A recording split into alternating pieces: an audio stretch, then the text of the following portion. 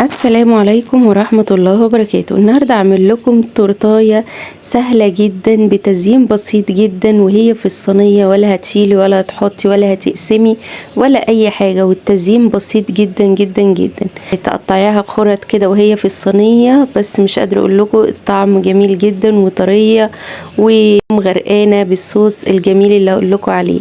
معايا كده تورتاية انا كنت عاملاها ومجهزاها وبردت شوية، وبخرمها كده عشان اسقيها بالصوص اللي هقول لكم عليه دلوقتي.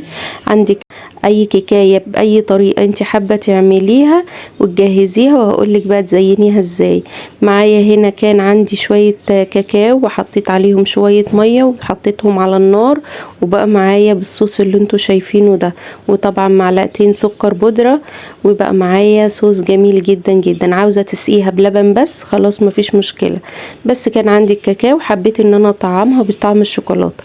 وبقى معايا كريم شانتيه برضو كنت مجهزاه، عملت كوبايه كريم شانتيه، على كل كوبايه كريم شانتيه كوبايه لبن او كوبايه ميه بس تكون مسقعه، واضربهم كويس جدا. ومعايا اي كيس عندك، عملت كيس مش كيس حلواني ولا اي حاجه، ده كيس عادي بتاع تلاجة. صبيت الخليط ده كله فيه، وبعدين همسك بقى ايه الكيكايه اللي انا عاملاها ومجهزاها ومشرباها من صوص الشوكولاته. بس اربط بقى كيس كويس جدا كده، واروح جايبه ايه الكيكايه عندي، وبعد ما اتشربت من التشريبه بتاعتي اروح بقى ايه ازينها باي طريقه.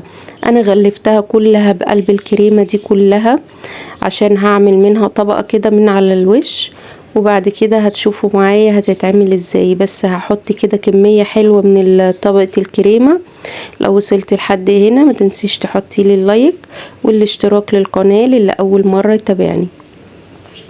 بس كده باي سكينة ولا باي حاجة كده بتبقى نفس الشكل اللي انتوا شايفينه ده، بوزع كده الخليط عشان تبقى طبقة متساوية، ما تبقاش حتة عالية وحتة واطية. وبعملها بس كده ايه بفردها كويس جدا، بس تبقى للاخر عشان تبقى الخرط بتاعتي متساوية. بدخلها التلاجة واسيبها تجمد بس شوية كده، عشان كان الخليط بتاعي سايل شوية. وبعد ما مسك شوية بحددها من النص، وكان عندي الصوص الشوكولاتة اللي هو بتاع الكاكاو اللي انا كنت عاملاه، تقلته بشوية نشا شوية، بقى معايا صوص شوكولاتة تقيل. وكنت عاملة كريم كراميل، كنت عاملة كراميل برضو صوص توفي كده، برضو كنت متقلاه بالنشا. عملت السكر يعني كرملته على النار، وبعد كده حطيت معلقة زبدة، وبعد كده نزلت عليهم باللبن وسبته بس كده على النار، وبعد كده نزلت عليه بمعلقتين نشا على نص كوباية مية. وبعد كده بقى ايه معايا توفي جميل جدا، وبقطعها بالتقطيعة اللي انتوا عاوزينها. جميلة جدا كيكة يعني غير معتادة للأطفال. حبيت ان انا اعملها لولادي ياخدوها معاهم المدرسة الصبح، وكلناها كده مع شاي بلبن بالليل. مش قادرة اقول لكم كان طعمها جميل، وهي شاربة من الصوص الجميل بتاع الكاكاو. نقول بقى صوص شوكولاتة، مش هنقول صوص يعني هو ده الصوص ده بيبقى صوص اقتصادي. عاوزة تسقيها باللبن وتغرقيها كده باللبن هتطرى وتبقى جميلة، وطعمها بيبقى حلو جدا وبتبقى طرية للأولاد. زينتها بقى كده بسوداني دقيته وجرشته.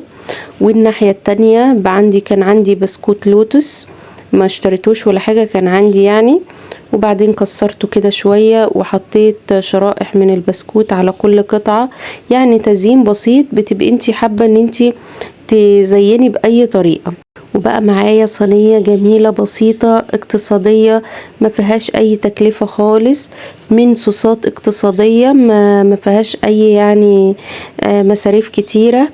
وكنت عاملة الكيكة دي من 3 بيضات بس، انتي ممكن تعمليها بيضتين عادي مفيش مشكلة، بس انا حبيت ايه وعملتها ما كانش عندي لبن، حطيت مية في قلب الخليط بتاع الكيك يعني عملتها ب3 بيضات ومية بس والدقيق طبعا.